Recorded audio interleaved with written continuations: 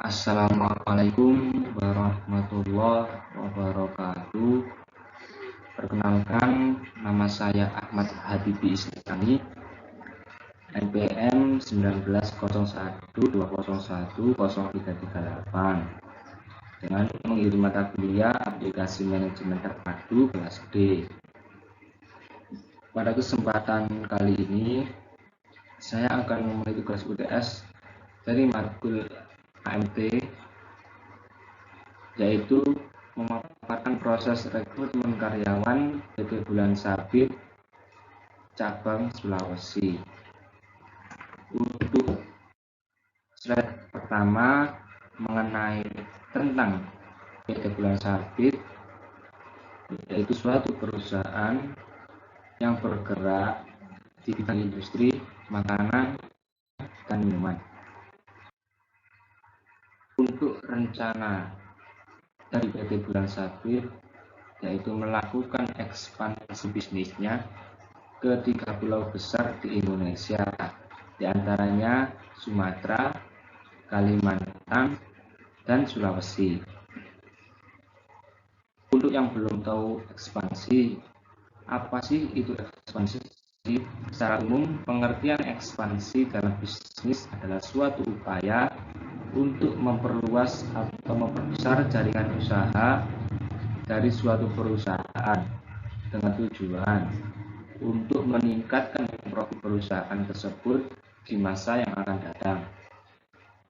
Nah, ekspansi di dalam dunia bisnis umumnya mencakup aktivitas-aktivitas seperti perekrutan karyawan baru, perluasan fasilitas, dan pembentukan pasar baru. General Manager. Di sini saya menjadi atau simulasi sebagai General Manager cabang Sulawesi. Untuk merekrut karyawan saya menggunakan software yang bernama Zoho. Sebelum memasuki step by step, saya akan sedikit memberikan definisi apa sih itu software Zoho. Software Zoho Recruit adalah sistem pelacakan pelamar berbasis cloud yang dibangun untuk menyediakan solusi perekrutan karyawan yang beragam dan menyeluruh untuk agensi kepegawaian, HRD perusahaan, dan tenaga kerja. Nah, di sini kita sudah memasuki proses bagaimana menggunakan software Zoho. Yang pertama kita mulai yaitu kita buka saja Google Chrome, atau kalau yang tidak punya bisa Mozilla. Jika sudah, kita langsung saja mengketik dengan zoho.com, akan muncul tampilan seperti ini. Nah, jika teman-teman sudah muncul tampilan seperti ini, klik saja daftar gratis. Daftar gratis seperti yang saya lingkari merah, kita klik saja. Selanjutnya akan muncul tampilan yaitu untuk akun atau mendaftar akun, yaitu dengan mengisi email dan kata sandi. Atau untuk teman-teman yang sudah mempunyai email dan kata sandi, bisa langsung saja masuk menggunakan Google Email. Jika sudah terisi email dan kata sandinya, kita langsung saja mengklik daftar gratis seperti yang ada di internet tersebut. Kita klik, kemudian akan muncul halaman seperti ini.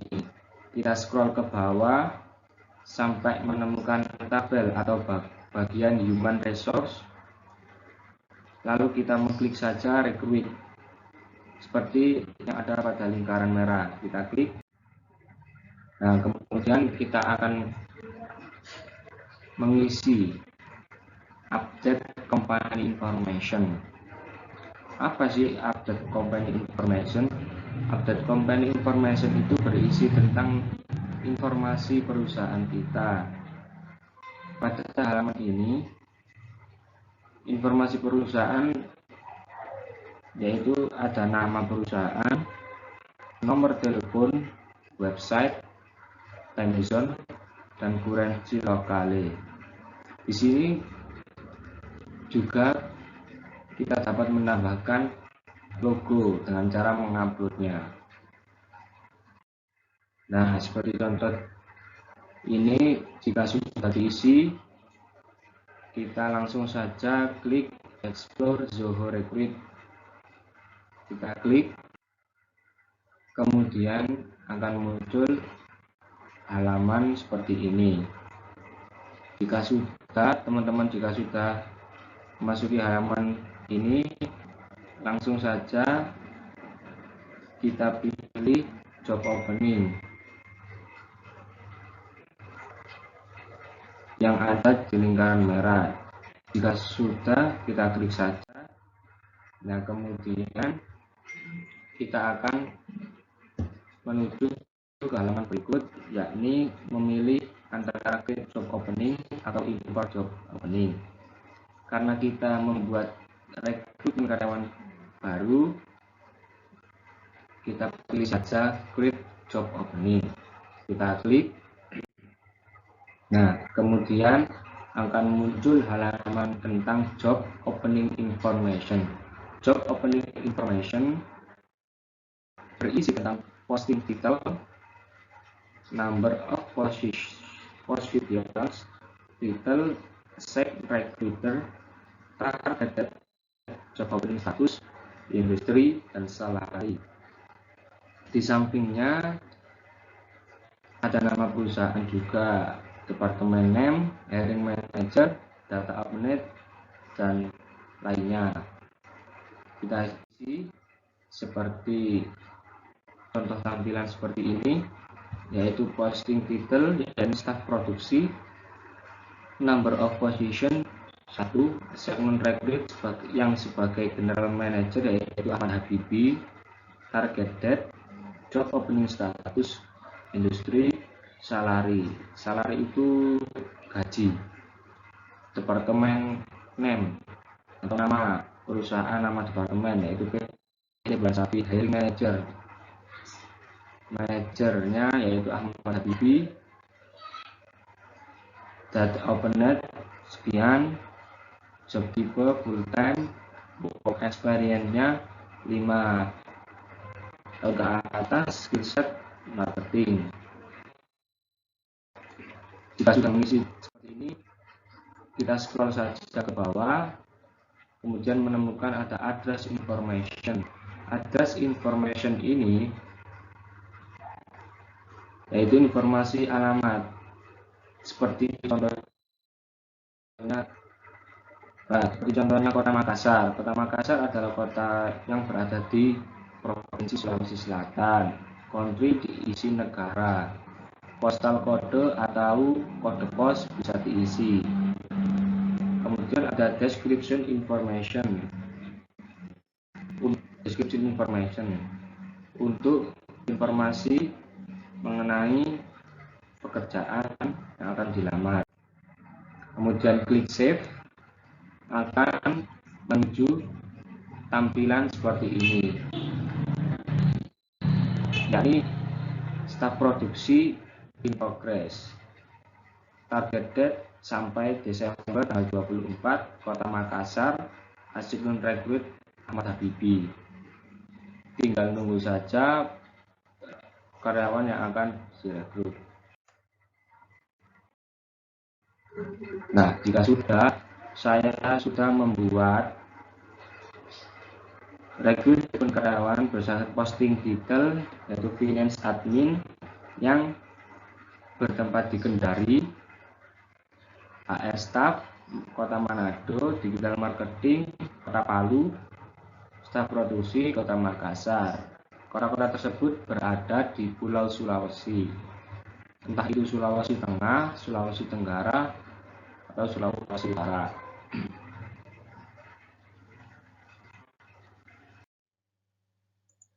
Untuk selanjutnya kita masuk pada menu kandidat. Langsung saja kita klik menu kandidat. Nah, kemudian akan muncul tampilan seperti ini, yakni create kandidat, import kandidat, atau import form dokumen. Jika teman-teman sudah mempunyai file yang ada di komputer, langsung saja pilih kedua ini ya teman-teman. Nah, saya mencoba untuk membuat kandidat manual, yaitu create kandidat. Kita klik saja create kandidat ini. Kemudian akan muncul tampilan seperti ini, yakni untuk pengisian data. Ada basic info, terdiri dari email, phone, website, secondary email, first name, last name, mobile, and fax. Ada address information, yakni street, city, country, postal kode, kode pos, state provinsi. Kita langsung saja scroll ke bawah ya teman-teman. Nah, kemudian ada professional detail, experience in years, pengalaman, current job title, expected salary, skill set. Jika punya Skype ID silakan diisi. Highest qualification held, current employer, ini current salary, data anal info, Twitter. Untuk other info, ya ini ada kandidat status, kandidat owner, source, mail, out.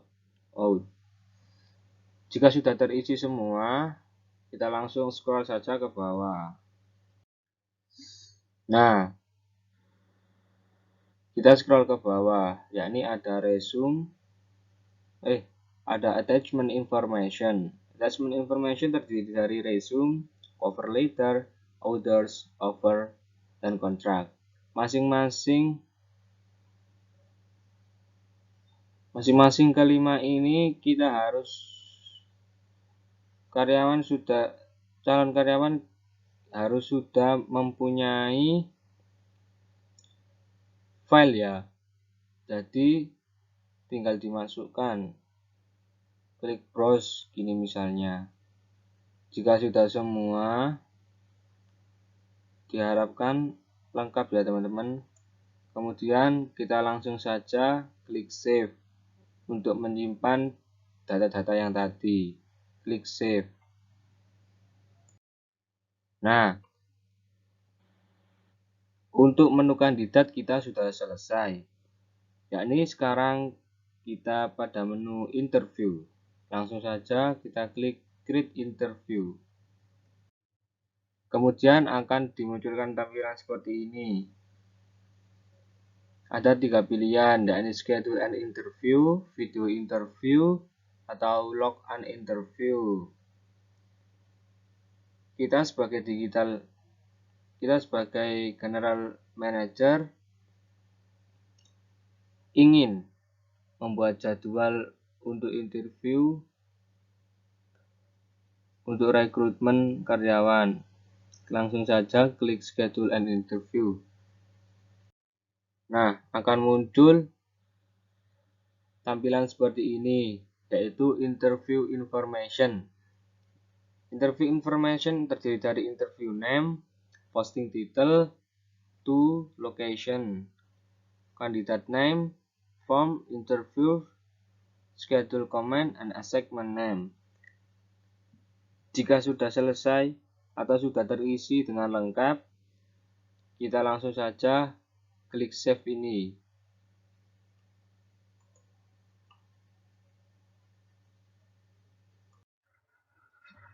Nah, pada konsep pemasaran PT Bulan Sabit menerapkan 5 konsep.